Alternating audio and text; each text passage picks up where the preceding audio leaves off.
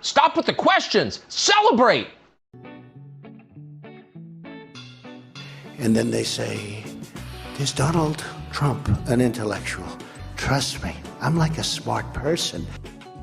Yosemite's one of the wettest we've ever seen from the standpoint of water. Mike Lindell's a conspiracy. Well, you haven't. Person, woman, man, camera, TV. They said nobody gets it in order. It's actually not that easy, but for me it was easy. Amazing. He can't sit down. He's got a burning in his butthole. He's got a fire. He's got a flame coming out of his butthole. Big, massive dumps. Oh, I have a term for that. I call it corporate communism. Somebody sent me a thing this morning where they're talking about putting the vaccine into salad dressing. You see, this is a simple meme that you would find on the internet, but this meme is very real. You ain't seen nothing yet until you see the flaming butthole. Putting us on our knees to China. Now witness the firepower of this fully armed and operational battle station. People are flushing toilets 10 times, 15 times. They say, that's amazing. How did you do that?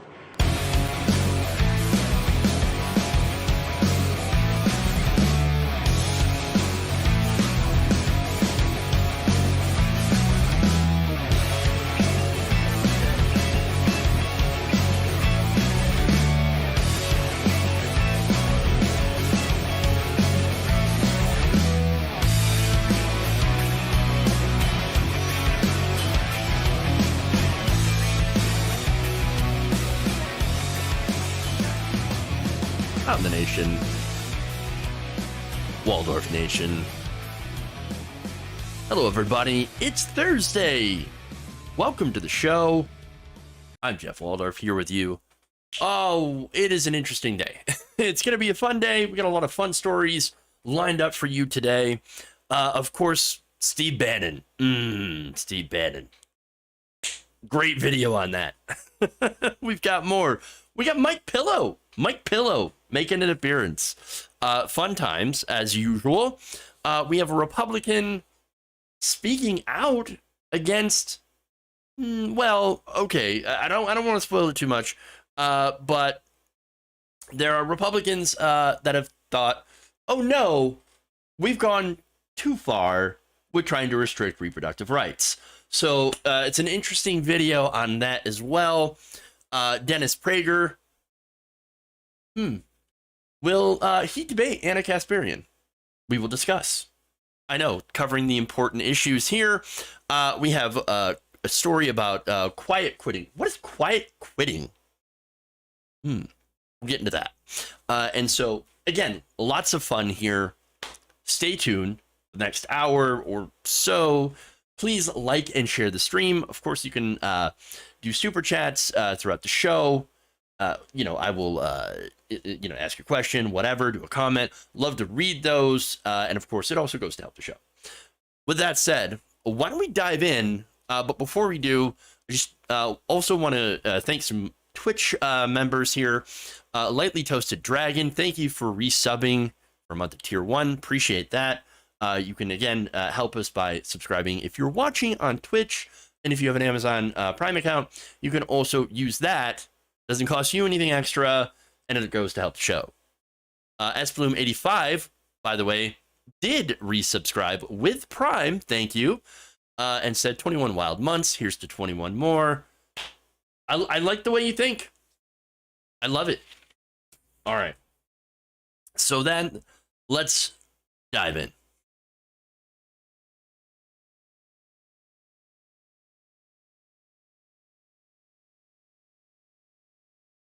Comment? This is an irony. On the very day the mayor of this city has a delegation down on the border, they're persecuting people here and trying to stop on the border. 60 days from the day. 60 days from the day. 60 days. Take a step back. Take a step back. 60 days from today is an election day. Stop hurting America! Stop hurting America, you greasy griffin! monster! So that was, of course, serial criminal and apparently greasy grifter Steve Bannon surrendering himself to prosecutors in Manhattan earlier today. Now, that's on charges relating to his little fundraising scheme that he personally profited off of, which was to somehow create a wall on the southern border.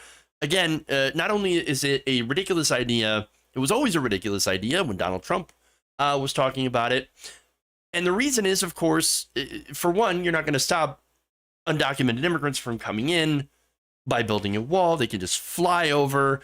They can catapult things over. I mean, ladders, all that stuff. Okay. And of course, the other reason is that would involve going through some pretty difficult terrain, as well as getting permission to build on private land. And there was talk of using eminent domain, where the government literally comes in to steal your property, which I'm sure all of these great conservatives who don't like big government coming in and taking things from them, taking their liberty, would totally be fine with the government coming in and taking their land to build a giant wall in. Something tells me they didn't think about this very much, but then again, many on the right who do not use their brains. Not all of them, but many of them, to be fair.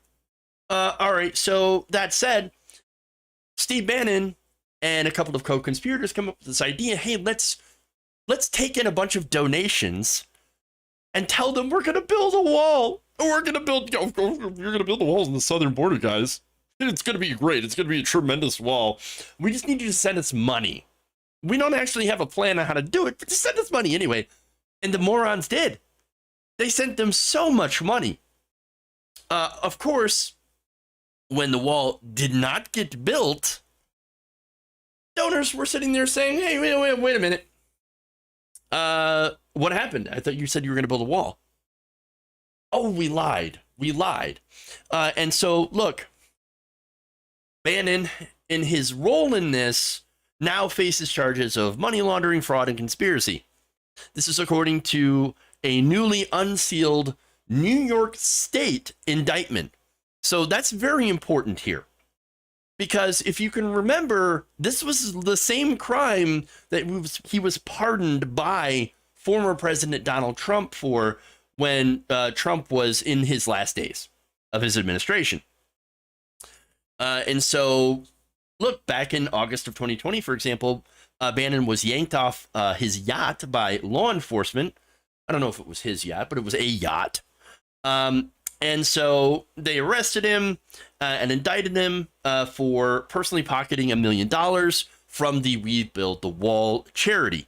Now, Trump granted him clemency just before leaving office. That's before he was convicted. So now, here's the thing. Presidential pardons can only apply to federal cases. This is a state case.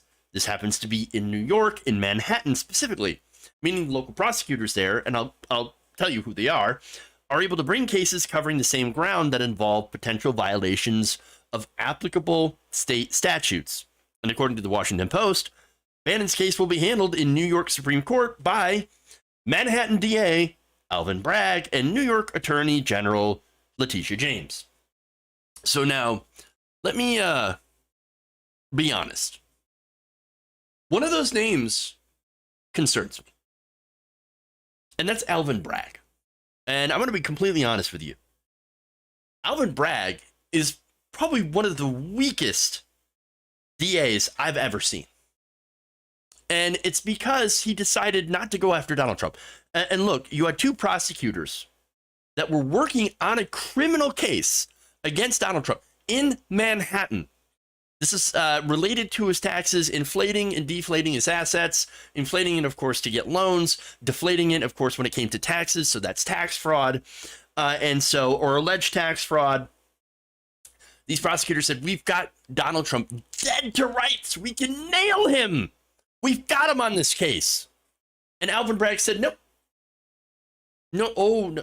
Of course, now he's saying, well, the investigation, it's still going on. The case is still going on, except that nothing is actually happening. So it's effectively dead, even though technically it's still ongoing. So again, that's what worries me. Alvin Bragg and his unbelievable weakness and fecklessness as Manhattan DA against Trump, it makes me worried. Now, that said, to be fair, we're not dealing with Donald Trump. We're dealing with Steve Bannon. Steve Bannon, much smaller target. Now, just as much of a grifter as Donald Trump, perhaps even more so, but certainly not as powerful as the former president of the United States. That said, I've got low expectations of Alvin Bragg. However, Letitia James seems to be much better. So there is a chance that with Letitia James there, she could actually be one of the ones that helps bring enough pressure.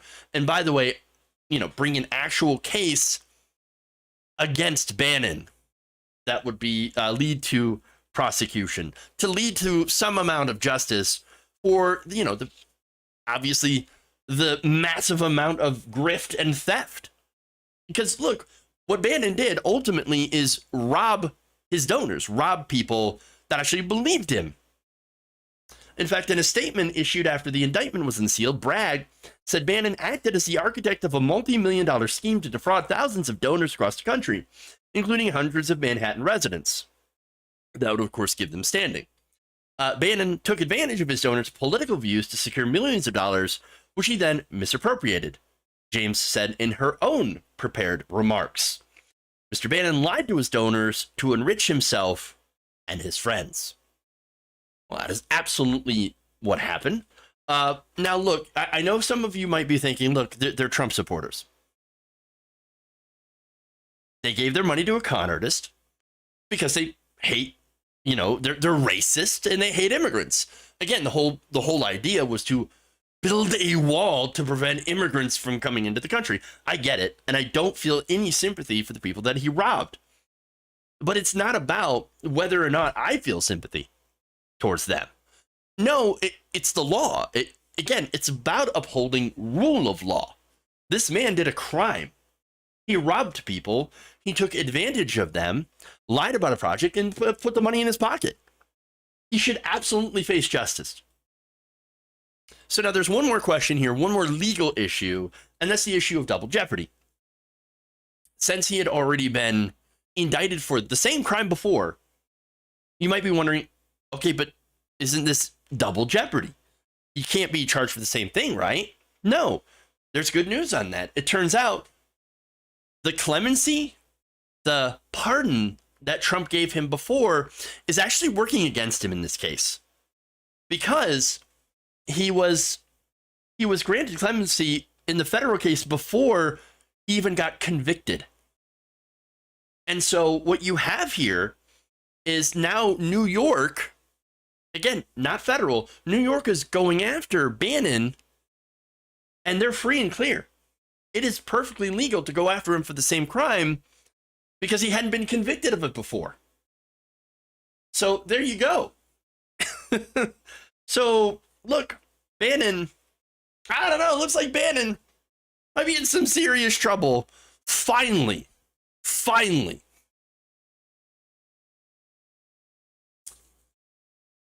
All right. Fun stuff. All right. Let's move on. Let's go to Mike Pillow.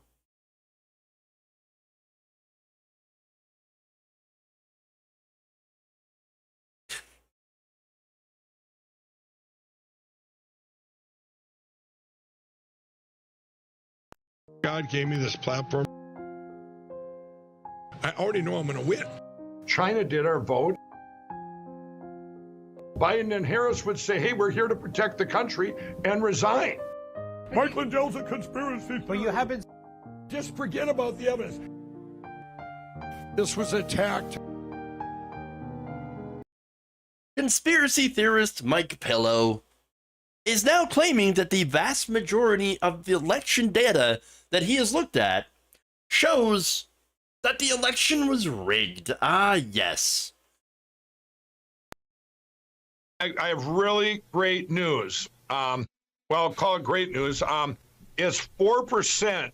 There's only 4% of those counties so far that cyber guys have looked at that are not compromised. In other words, 96% of all the counties we've went through already, which is hundreds of them, have all been machine manipulated. And this is 100% evidence. So, it's 100% evidence. 96% of the counties, they were rigged. We told you. It was the Italians, the Iranians, the Pomeranians. They teamed up with Skynet and the machines. And that's who rigged the election against Donald Trump. I have the evidence. All you have to do to see the evidence is to come to one of my symposiums and not know anything about how computers and data actually work. And then make sure to use the code TrumpFluffer to get a 69% discount on a MyPillow. Really? What? No, what's funny about this guy is, well, there's a lot of things, but he doesn't understand the meaning of quit. Just ask his dealer. Okay, look, to be fair, I don't, that's a joke. I don't know if he actually does drugs or not. Well, he used to, okay, and no problem, with that. I believe in rehabilitation. But look, I tell you one thing, though. Mike Pillow is nothing but persistent. As well as persistently wrong, but persistent. Nonetheless, he persisted. Okay, but look, nothing showed that more than when Mike Pillow recently showed up on David Pakman's Facebook page to go and argue with random people for hours. I am not kidding. So let me show you that real quick here. Let's get the right image up. So yeah, that's on David Pakman's Facebook page. Yes, David, I believe you need prayer. Lots of prayer. Oh, there's more. Hey, bot. So he just came there and kept telling, David Pakman and his fans that they are either bots or they need to find prayer. How sad?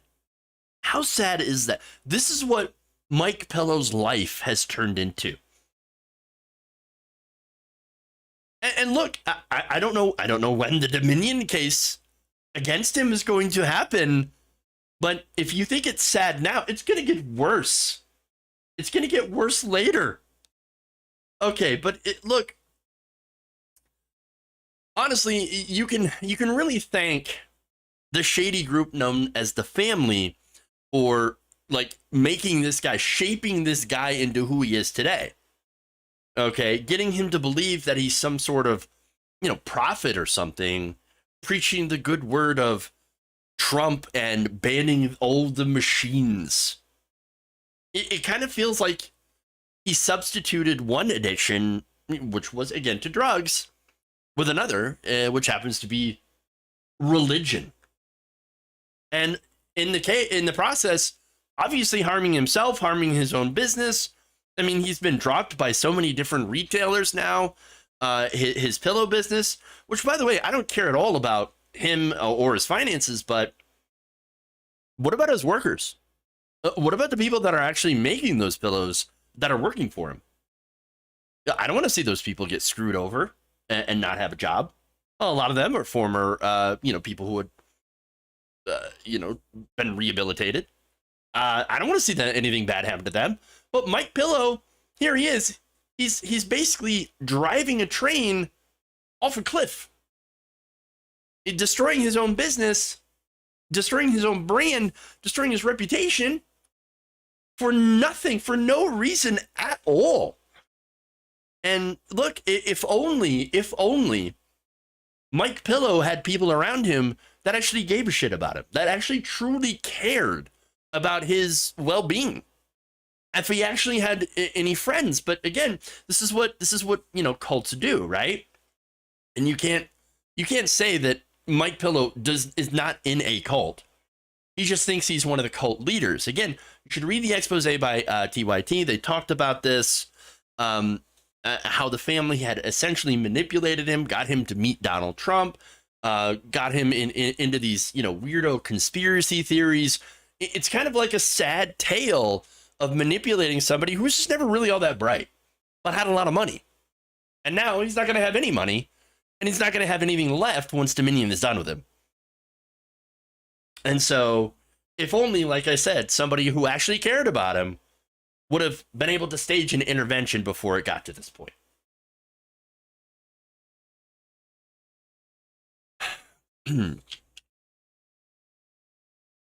Is losing his soft pillow feathered mind.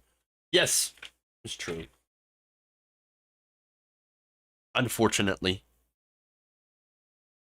All right. Move on to the next one.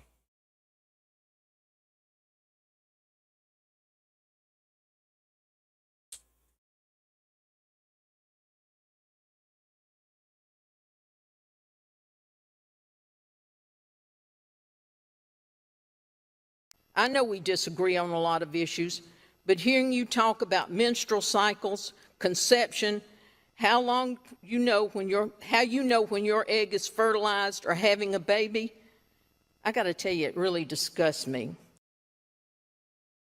That was South Carolina Senator Katrina Shealy during, making an impassioned speech about an abortion bill. So now, look, she's a Republican, and a very conservative one at that. But even at this point, she is not in favor of the incredibly restrictive ban that is going on, that is being debated in South Carolina. So now South Carolina is one of the states that is working to completely ban abortion in its entirety, and without including any exceptions for rape and incest. So now this follows, of course, the end of Roe v. Wade. And while most Republicans in the state legislature do support that ban, including Shealy, by the way, and I'll show her voting record later on. But nonetheless, that has caused some drama playing out concerning these exceptions. So now first, let me note that lawmakers have already made 2 attempts to get exemptions for rape and incest back into this bill and have yet failed. One would allow abortions for pregnancies caused by rape or incest up to 6 weeks after conception, and another up to 20 weeks. However, for Republicans, including GOP's 3 female senators, they're not in favor of just passing a blanket ban. They don't agree with the blanket ban, and so there's a very high likelihood that they will tank the bill as it is. They will not allow this to go forward, which would have, of course, default to the state's 20-week abortion ban, which they had under Roe. So that said, I want to show you more of Shealy here talking about it. I do not want anyone in this room making life and death decisions for me, my daughter, my granddaughter, and for that fact, anyone. I also do not want the person I choose as my medical professional to stop in the middle of a procedure and request the South Carolina Code of Laws to decide if he can proceed or if he may be committing a crime punishable by a fine or time in prison. If you want to believe that God is wanting you to push a bill through with no exception that kills mothers and ruins the lives of children, lets mothers bring home babies to bury them, then I think you're miscommunicating with God, or maybe you're just not communicating with him at all. I know we disagree on a lot of issues, but hearing you talk about menstrual cycles, conception, how you know when your egg is fertilized or having a baby, I got to tell you, it really disgusts me. I really don't think there are but 5 of us that sit in this chamber that can even speak on those issues honestly. I don't even believe your wives would agree that you know how it feels. But before I sit down, I have one thing to say to you. Think about your wives. Think about your daughters, your granddaughters, your nieces, and all those cute little girls' faces in your church. Then think about the decisions you want to make for them. All right. So look, there's a lot that I liked in that speech. Again, I'm going to disagree, with the religious stuff. I don't believe in that, but hey, if you want to talk about that, that's fine. But I do like how she pointed out how in a lot of these abortion bans, especially the complete blanket bans, there seems to be only men making these decisions, as if women are not able to make their own. And that's kind of the whole point. It's about control, and it's always been about control. It's never been about life. At the very least, you would have exceptions for rape, incest, and the life of the mother. And a lot of these bills, unfortunately, do not. And they make it very murky, by the way, of when you can actually do an intervention, a medical intervention, in order to save the life of the mother. And so that is an issue with a lot of these bans. Now, that said, trying to pass a bill with no exceptions, I mean, again, that's incredibly extremist. That is the most extremist position that you could take.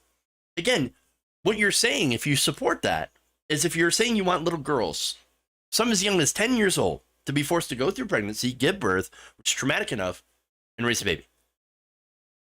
Okay? And that's just in case of rape. In the case of incest, it would be a family member's baby. Again, children, I don't know, I don't think 10-year-olds should be, changing diapers for their own kids. They should be, playing with dolls and watching cartoons, not raising babies. And by the way, that's an extreme example, but it does happen. And even without that extreme example, again, there's no reason I think the government should be forcing anyone to carry a pregnancy that they don't want. Being, pro-choice, allowing women to make a choice, supporting Roe, that's actually not the extreme position. That's the normal position.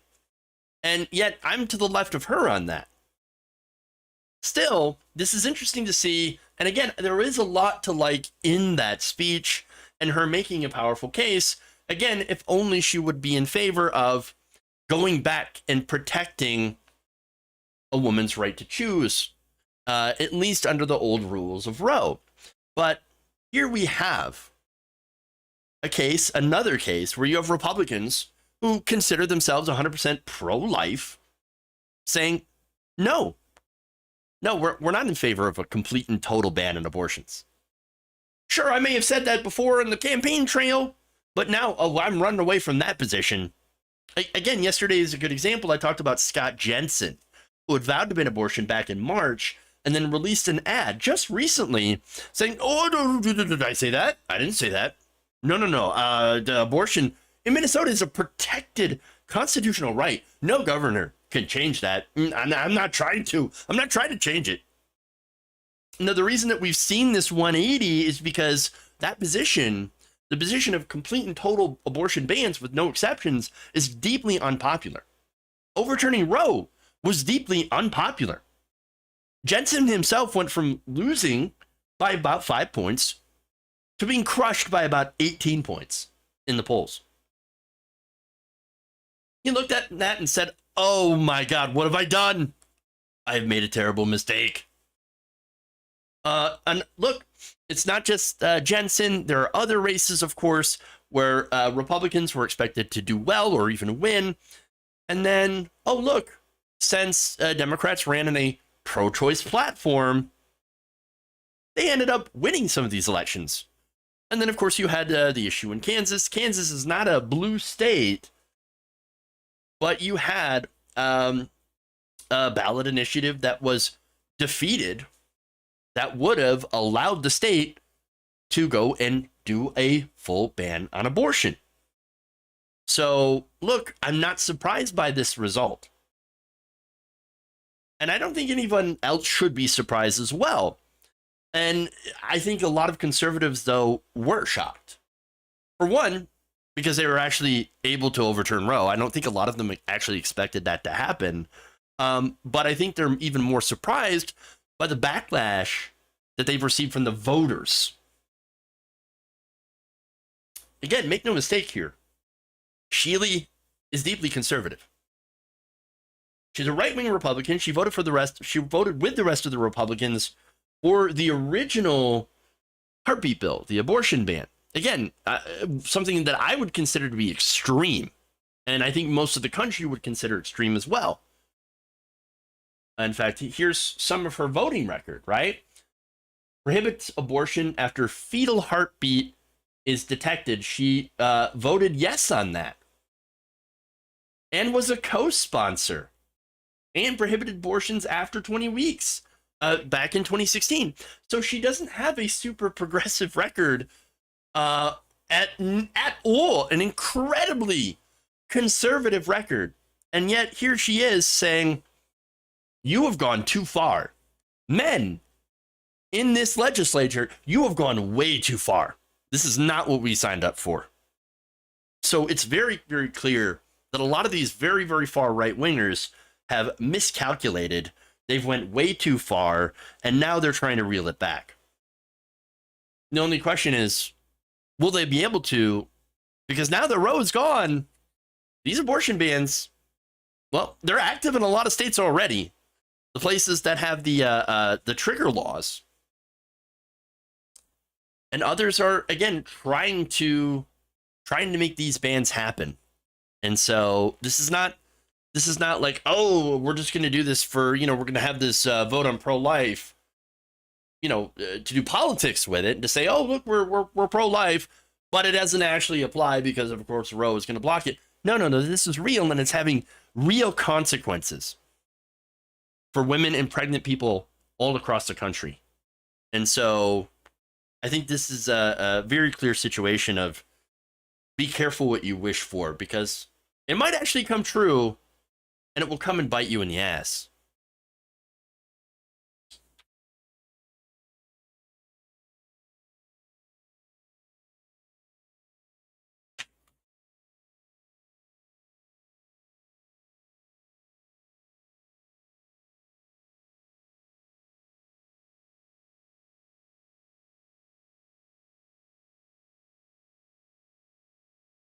If their misogynist decisions get them kicked out of power, I'll take it as a win. Yeah, that's what happens.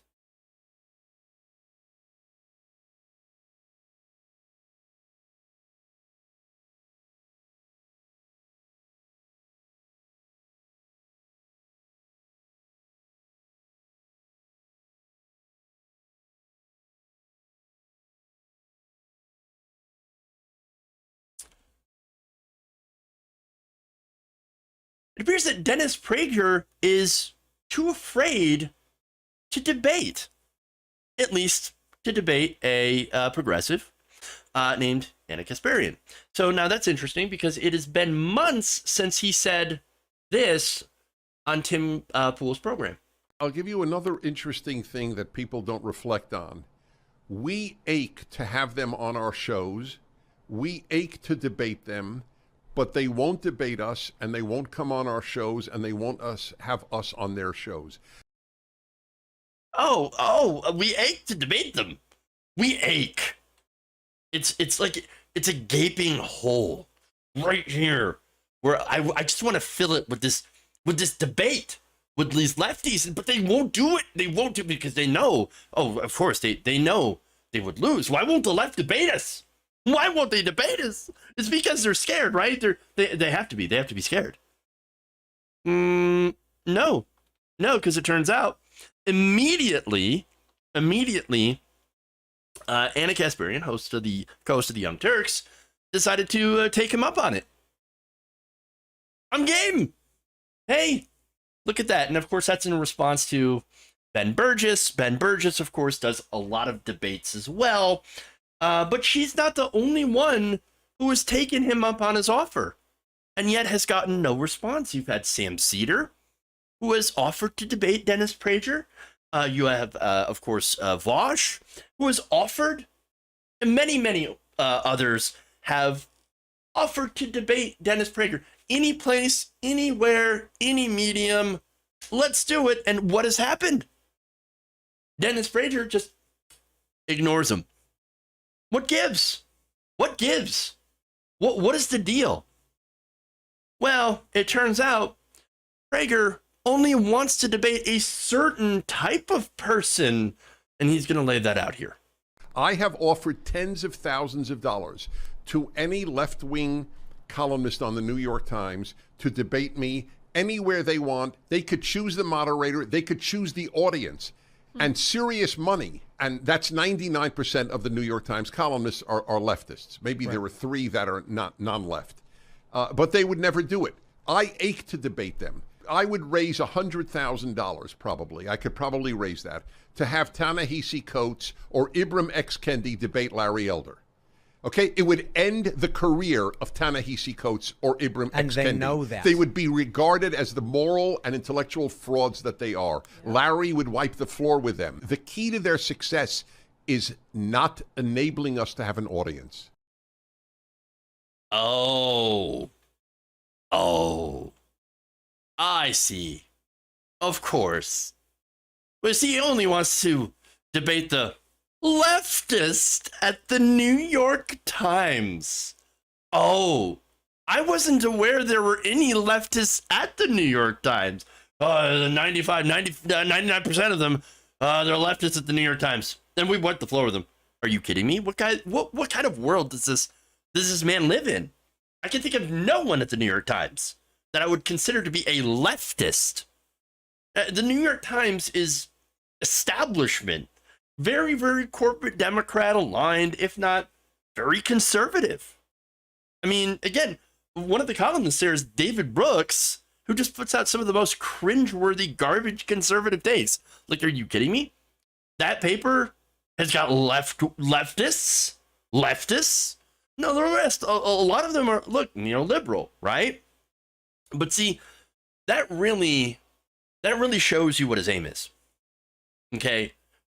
Who he really thinks, I don't think he believes that they're leftists as well. I just think he's going after people that he thinks he can beat. And by the way, not even him. He talks about, Larry Elder. Larry Elder will do it. Well, why won't you do it? I thought you were aching to debate. I thought you ate right in here. Right in the cockles. Is that a cock? I don't know. Is that a cockle? I don't know where the cockles are. Well, that's why you're a leftist. No. Okay. But look, here's the thing. He wants to debate these, not leftists at the New York Times, these columnists, because he does feel certain that he could defeat them. And really, it's because of the culture war issues. That's what he would talk about. Look, a leftist would actually dismantle Dennis Prager. He would. Or they would, or she would. And they would do so by talking about economic issues, not the culture war stuff that, Prager loves. The right loves to talk about culture war issues endlessly. But no, have a conversation about economic issues. Talk about fair wages. Let's talk about healthcare. Let's talk about labor unions. Hey, Dennis, you love to talk about socialism, right? Let's talk about socialism.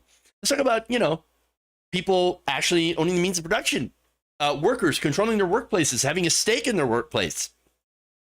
How about that? Or how about talking about corruption in politics? These are the conversations that Dennis Prager and the right wing do not want to have in a lot of cases. And it's because for decades they have shilled for the rich. Now, I do have to give a little bit of rare credit to Ben Shapiro.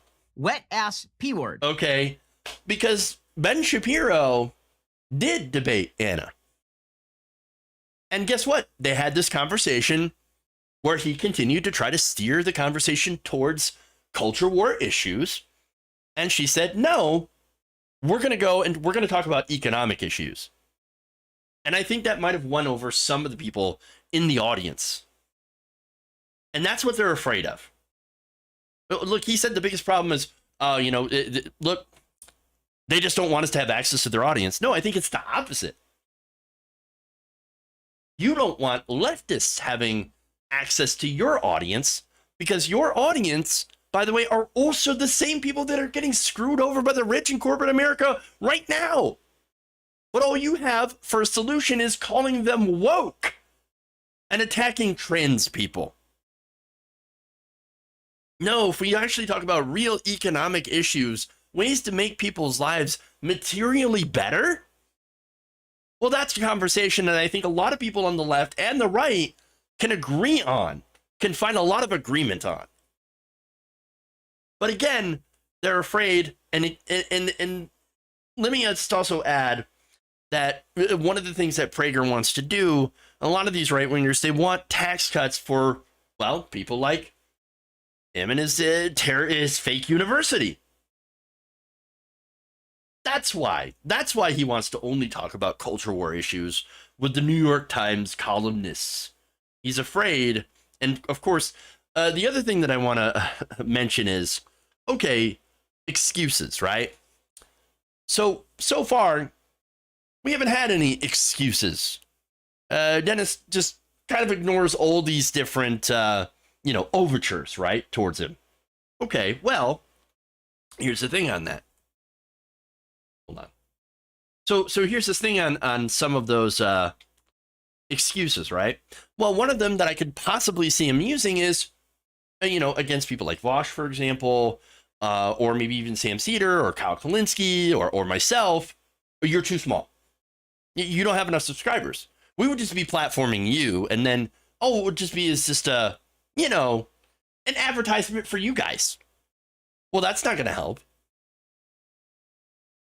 Okay, well, let's do a comparison then. Prager, you almost 3 million subscribers. Hey, that's really good. And the Young Turks, 5.2 million. It looks like Anna, again, she said, I will debate you. Yeah, anytime, any place. Maybe he can come on the Young Turks and they can debate there. Or maybe she can go on, whichever, right? You want access to the TYT audience? Well, there you go. Don't you want to get in front of that audience? Make your case, make the conservative case. If you really believe that you have better arguments than the left and you want to get that message out there, that's a perfect venue for it. Unless, of course, you're afraid. Hey, there's only one way to settle this, and that's #DebateAnna. What do you have to lose, Dennis? What do you have to lose? #DebateAnna.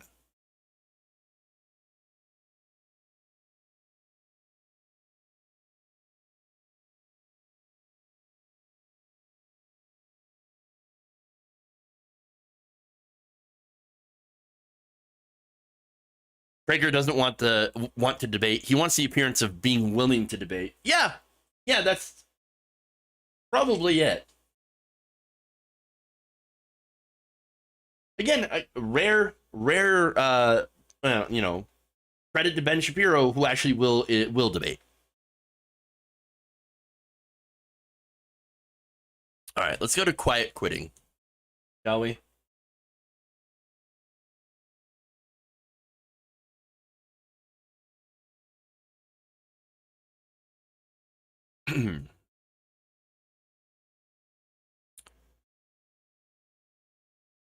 Recently, I've noticed there's been a lot of articles about quiet quitting.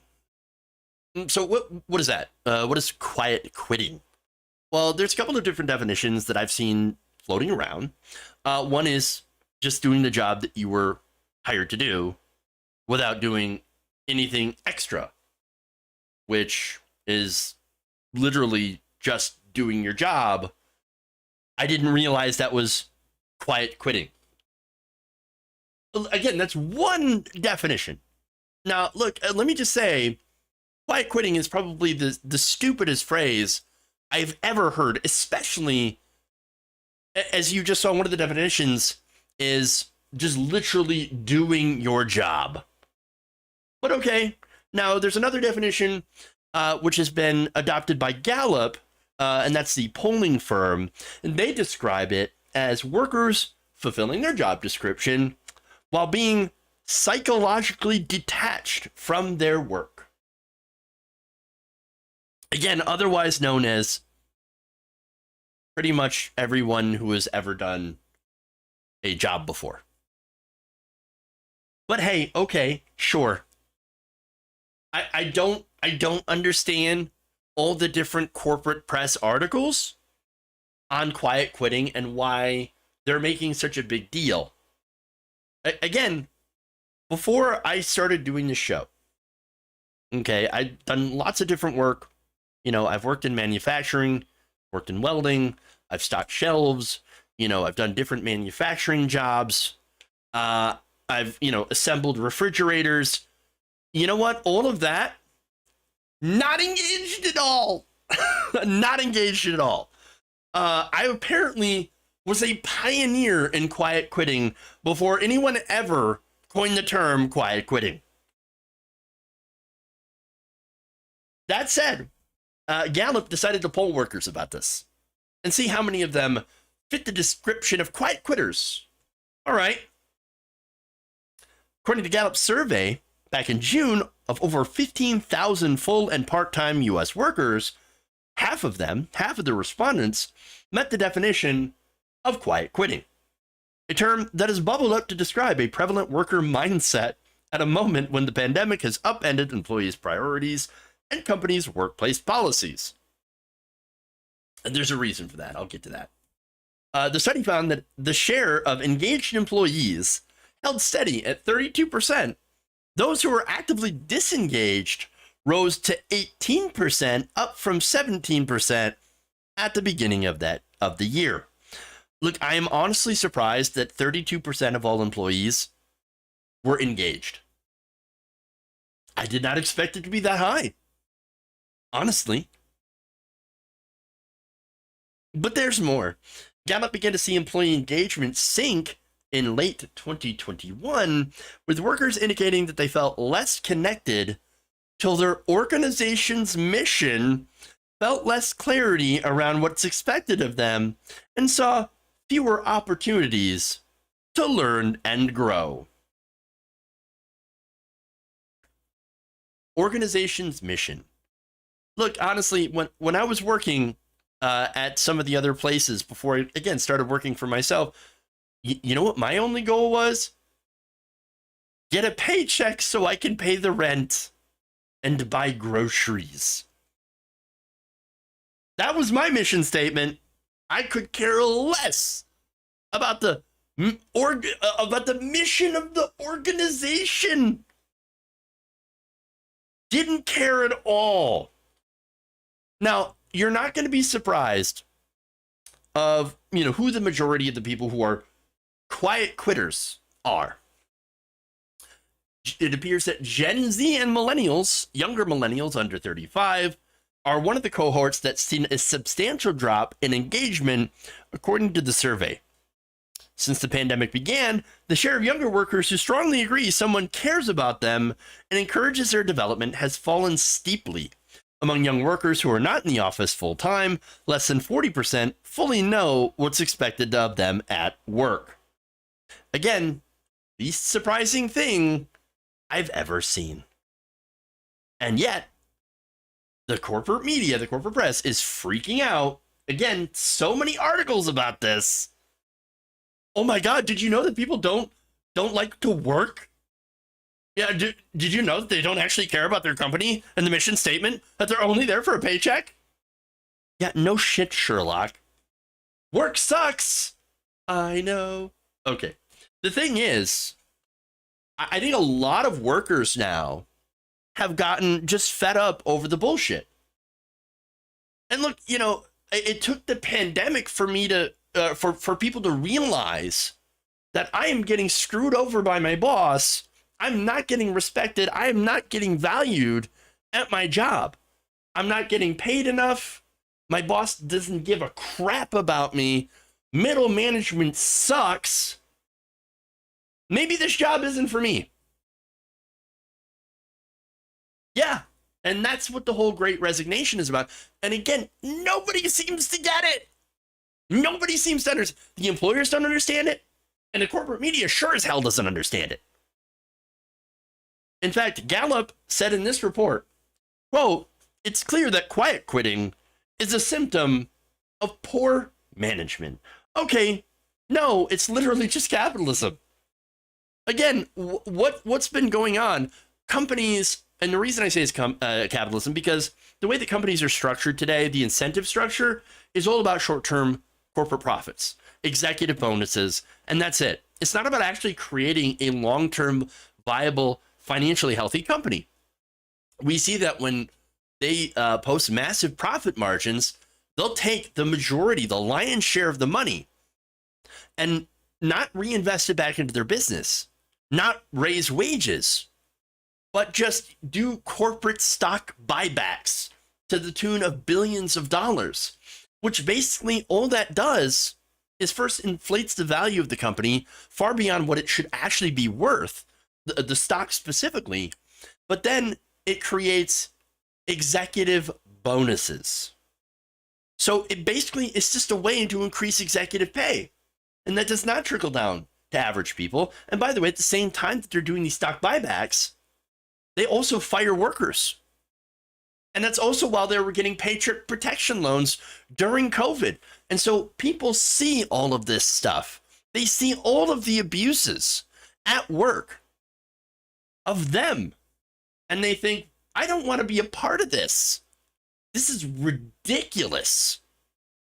No, I'm not interested in working for a company that doesn't give a goddamn about me at all.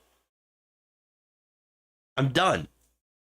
And so, yeah, they treat people as resources. They push people to do extra work that they didn't sign up to do. And by the way, they also get rid of people and then tack on more and more responsibilities to a single person while still underpaying them and undervaluing them. They also cut into personal time with work stuff, including, work emails, expecting employees to be always on, or giving them inconsistent schedules like we see with a lot of low-wage workers. Gee, it's no wonder why people are very unhappy with their workplaces. And again, nobody in the corporate world seems to understand this at all. They don't get it. In fact, Gallup, that same poll survey, believes that one way to boost engagement is for managers to have at least one in-depth conversation per week with each team member that lasts 15 to 30 minutes. No. Let me tell you, the one thing I would not want is to sit there and be forced to talk to my boss for a half hour, 15 minutes to a half hour. Hell no. No. Look, what people want, they don't want a conversation. They want to do their jobs and go home. They want to not be expected to do more than what they're paid to do. This is pure corporate propaganda. And it's hilarious, but also disastrous. Look, what people want is obviously to be paid what they're worth, right? They want to have decent benefits. They want to have paid time off if they need it, right? They want to have sick time. They want a good work-life balance. And they want to be valued for what they do and not be expected, again, to do more than what they're paid to do. You want, and as an employer, you should want to have happy workers, because happy workers are productive workers. Workers who actually do feel valued in their workspace, they will actually be engaged. But if you don't feel valued, if you don't feel like your company and your boss gives a shit about your well-being, you are not going to give anything to that company. Anything more than what you have to. You're going to, basically what it is you pay me for the exact amount of work that you want me to do. If you want me to care, you better pay me enough to care. You want premium work, give us premium pay. That's all we're trying to tell you. But once again, y'all ain't listening. Big surprise.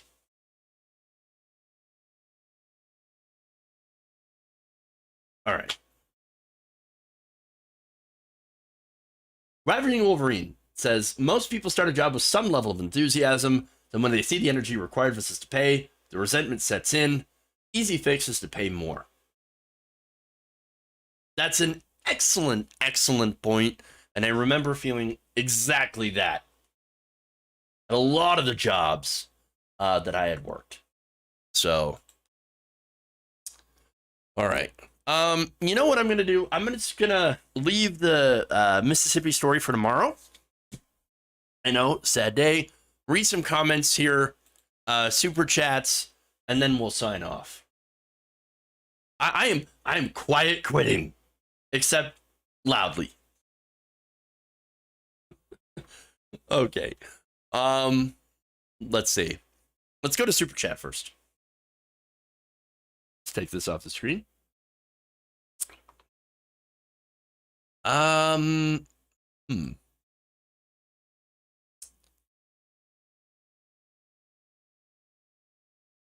Real House Cats says, got a paycheck for the first time in 9 months, so I'm sharing my wealth with my fellow Pomeranian. Ah, good. Thank you very much. I appreciate that. And hey, congratulations. Wonderful. Hopefully, it's a job that you can enjoy and that pays you fairly. All right. Let's see. Let's go over to Twitch if there's anything here. No, doesn't look like it.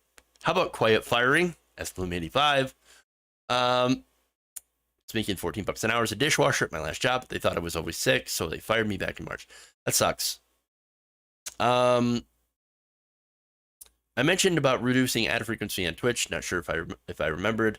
Still seemed to have problems. I did reduce the ad frequency. So I'm not sure exactly how many are being shown.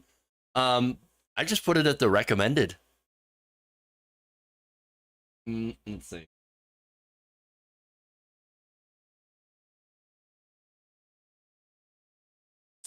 Any memberships? Well, there is a new member. I just have to find that person.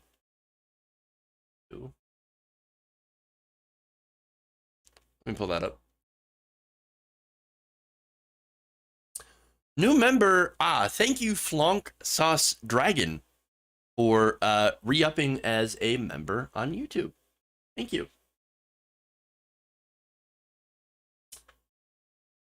Lisa Zarniak says, I was working for a big newspaper and had my commission and salary slashed, then going over to eat breakfast at the CEO's $1 million mansion for a meeting. That's has to sting. Ouch. Ugh. Thanks for answering. Just a few people mentioning the week. Not sure if it's too bad. Okay. I could cut well over half of business overhead by quitting services. Let's see.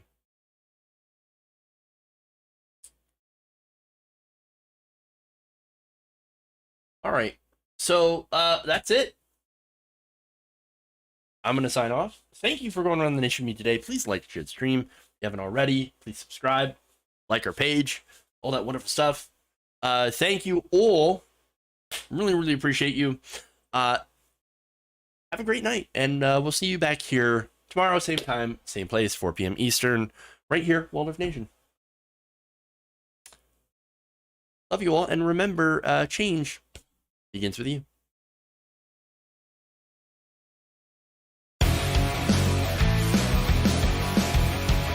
Oh no!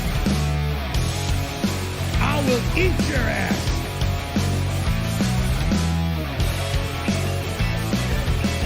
I like my meat tight. Tighten up my meat.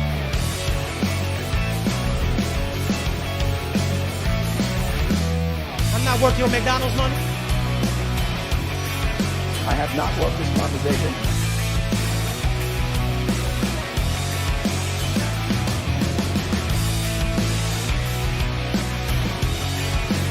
Obama. Dumps. Water rushes out to sea because you could never handle it. You're kicking me out the door. You're kicking me out the door. Disappointed! Up yours, woke moralists. We'll see